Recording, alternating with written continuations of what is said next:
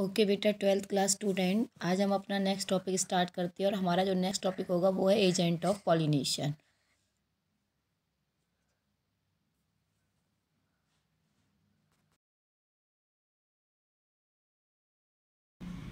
Agents of pollination में हम क्या करेंगे। पॉलिनेशन हमने कल पढ़ा था, यानी लास्ट वीडियो जो हमने पार्ट 8 किया है उसके अंदर हमने पढ़ा है कि pollination are of 2 types, autogamy, xenogamy और जियोटोनोगेमी। इनके बारे में हमने कर चुके हैं और ये सारे के सारे सेल्फ और क्रॉस पॉलिनेशन के टाइप्स थे। अब हमें आगे करना है एजेंट्स ऑफ पॉलिनेशन की। देखिए, क्रॉस पॉलिनेशन जो होता है यानी कि जियोटोनोगेमी और जीनोगेमी जो होता है उसके अंदर पोलन यानी कि पोलन ग्रेन को ट्रांसफर होना पड़ता है। तो जब वो एक जगह से दूसरी जगह पर यानी एक फ्लावर से दूसरे फ्लावर में या एक प्लांट के फ्लावर से दूसरे प्लांट के फ्लावर तक अगर वो पहुंचते हैं तो वो किसके हेल्प से जाएंगे। वो अपने आप भी अगर जाएंगे तो भी वो एयर की हेल्प से जा रही हैं।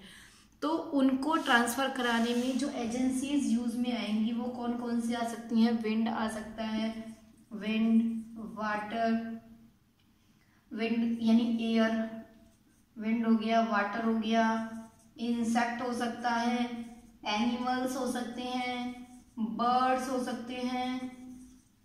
ठीक है, ये सब क्या है, ये सब एजेंट होते हैं। ये सब एजेंट हैं। एजेंट मतलब जो पोलन ग्रेन को एक जगह से दूसरी जगह पर लेकर जाएंगे।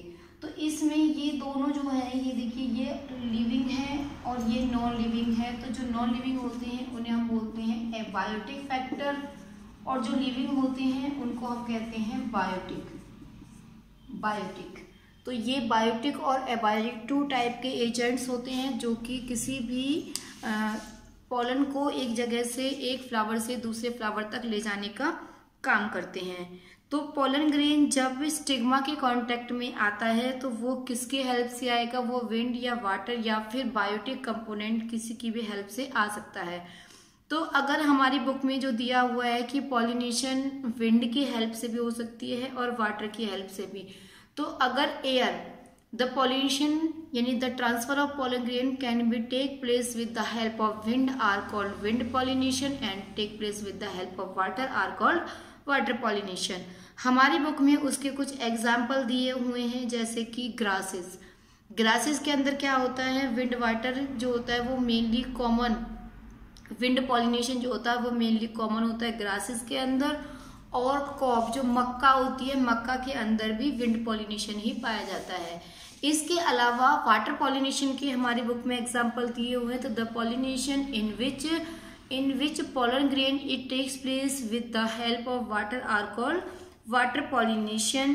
तो वाटर में यानी कि कुछ ऐसी एल्गी भी होती हैं, कुछ ब्रायोफाइट्स और टेरिडोफाइट्स ऐसे होते हैं जो कि जिनका पोलन है वो वाटर की हेल्प से एक जगह से दूसरी जगह पर ट्रांसफर होता है। इसमें वाटर पॉलिनेशन के कुछ एग्जाम्पल दिए हुए हैं हमारी बुक में, जिसमें एक दिया हुआ है वेलिस्नेरिया और दूसरा दिया हुआ है हाइड्रिला। तो वेलिस्नेरिया और हाइड्रिला, साथ में इसी में एक स्पीसीज और भी है जो समुद्र में पाई जाती है, उसका नाम है जोस्टेरा। जोस्टेरा के अंदर भी जोस्टेरा, इसको हम सी ग्रासेस भी कहते हैं, सी ग्रासेस। तो इसके अंदर भी विंड पॉलिनेशन होता है। अच्छा, एक चीज और आप समझिए बेटा कि जरूरी नहीं है कि अगर वाटर में प्लांट अगर है तो पॉलिनेशन वाटर की हेल्प से ही होगी। कई बार ऐसा होता है कि प्लांट है वो वाटर में है लेकिन उसके जो गैमेट्स होंगे वो बाहर होने की वजह से, यानी कि on the surface of the water होने की वजह से उनके अंदर पॉलिनेशन है वो विंड टाइप की भी हो सकती है, जरूरी नहीं है कि वो वाटर की ही हो। तो इसमें हमारी बुक के अंदर उसके भी कुछ एग्जाम्पल दिए हुए हैं, जैसे कि वाटर लिली और वाटर हाइसिंथ। वाटर लिली और वाटर हाइसिंथ पानी में रहने वाली स्पीसीज है। वाटर वर्ड आ रहा है ना, आपकी लर्निंग के लिए मैं बता देती हूँ। Water lily and water hyacinth दोनों के सामने वाटर आ रहा है, इट मीन्स इसके अंदर वाटर नहीं होता। तो वाटर नहीं होगा तो क्या होगा, या तो विंड होगा या फिर इंसेक्ट होगा। तो इनके अंदर कभी भी हमें एक एग्जाम्पल दे दिया जाए इस तरीके से कि वाटर हाइसिंथ या वाटर लिली, इस तरीके से हमें कोई भी एग्जांपल दे दिए तो हम वाटर को देखते ही समझ जाएंगे कि वाटर नहीं है। वाटर नहीं है तो क्या होगा, या तो विंड होगा या फिर इंसेक्ट होगा। इस तरीके से हम इनको लर्न रख सकते हैं। तो ये हमारे कुछ एग्जाम्पल इसमें दिए हुए हैं। इसके बाद इसमें एक और भी दिया हुआ है कि both wind and water pollinated flower are not very colourful and do not produce nectar. तो इनके जो फ्लावर होते हैं, एक तो देखिए जब भी कोई भी फ्लावर है हम देखते हैं, हम खुद अपना देखते हैं कि हम हमेशा उस फ्लावर को तोड़ना या अपने पास रखना पसंद करते हैं जिसमें बहुत अच्छी खुशबू आ रही हो या फिर वो देखने में बहुत ज़्यादा सुंदर लग रहा हो। जैसे कि हम सबसे ज़्यादा प्रेफर करते हैं रोज़ को, क्योंकि रोज़ के अंदर बहुत ज़्यादा स्मेल होती है, बहुत ज़्यादा खुशबू होती है उसके अंदर, और उसका जो कलर होता है वो भी बहुत सारी वेरिएशंस है उसमें। हमें वो रेड, पिंक, येलो, वाइट काफ़ी सारे कलरों में अवेलेबल होता है, तो इसी वजह से हमें वो बहुत पसंद आता है। तो इसी तरीके से जो बायोटिक फैक्टर्स हैं, बायोटिक फैक्टर जैसे इंसेक्ट हो गए, बर्ड्स हो गए, एनिमल्स हो गए, ठीक है, तो इनको आंट है, बैट है, तो इन सबको क्या है, इन सबको भी उसके अंदर जो खुशबू होती है, खुशबू का रीज़न क्या होता है, नेक्टर होता है। तो वो भी नेक्टर के लिए, नेक्टर की प्रेजेंट होने की वजह से उनकी तरफ अट्रैक्ट होते हैं, उनके कलर की वजह से अट्रैक्ट होते हैं। इसीलिए जिनके फ्लावर कलरफुल होंगे, जिनके फ्लावर कलरफुल होंगे और जिनके अंदर नेक्टर प्रेजेंट होता है, उनके अंदर बायोटिक, मोस्टली उनके अंदर जो एजेंट मिलेगा वो बायोटिक मिलेगा, और जिनके अंदर नेक्टर भी एब्सेंट होता है और जो फ्लावर है वो कलरलेस होंगे, तो they are pollinated with the help of wind and water. इसके बाद हमारी बुक में कई सारे एग्जाम्पल सभी के दिए हुए हैं बायोटिक के, जैसे कुछ इंसेक्टों के नेम भी दिए हुए, कुछ एनिमल्स के, बैट के, बर्ड्स के, और इंक्लूडिंग ह्यूमन बींग्स भी कई बार पॉलिनेशन में हेल्प कर देते हैं। तो इस तरीके से, क्योंकि हमें पता है, मैंने जस्ट आपको अभी बताया कि all biotic component are attracted by the flower by their beautiful colour and pungent smell. उसकी जो खुशबू होती है, तेज सुगंध जो होती है, उसकी वजह से वो उन्हें पसंद करते हैं। इसके बाद नेक्स्ट वन आता है, इसी में एक एग्जाम्पल और दिया हुआ है कि कुछ स्पीसीज जो होती हैं वो अपने एग को भी फ्लावर में ले कर देती हैं। किस वजह से? जैसे कि कुछ special flower rewards are in providing safe places to lay egg, यानी कि कुछ फ्लावर ऐसे हैं जिनके अंदर ज्यादा प्लेस होता है, यानी कि उनका फ्लावर या तो बड़ा होता है, जिसकी वजह से कुछ स्पीसीज हैं वो अपने एग की प्रोटेक्शन के लिए वो फ्लावर के इनसाइड जो भी स्पेस होता है वहां पे एग लेइंग करना पसंद करते हैं। तो सबसे बड़ा फ्लावर का हमारे इसमें एग्जाम्पल दिया हुआ है एमोर्फोफेलस, जिसकी हाइट जो होती है वो 6 फीट की होती है। और इसी तरीके से एक रिलेशनशिप, जैसा मैंने अभी आपको बताया है कि प्लांट की तरफ अट्रैक्शन बायोटिक फैक्टर का किस वजह से होता है, उनकी स्मेल की वजह से या फिर उनके कलर की वजह से, फ्लावर के कलर की वजह से। तो यहाँ पे एक मोथ क्या होता है, एक इंसेक्ट है, जैसे बटरफ्लाई होता है ना, उसी तरीके का एक इंसेक्ट है। साथ में एक प्लांट का नेम दिया हुआ है यूका प्लांट का नेम दिया हुआ है यूका प्लांट, और एक इंसेक्ट दिया हुआ है मोथ। ठीक है, मोथ एक इंसेक्ट है, जैसे बटरफ्लाई है उस तरीके का होता है। अब इन दोनों में एक रिलेशनशिप दी हुई है, कौन से टाइप की रिलेशनशिप? Mutual relationship.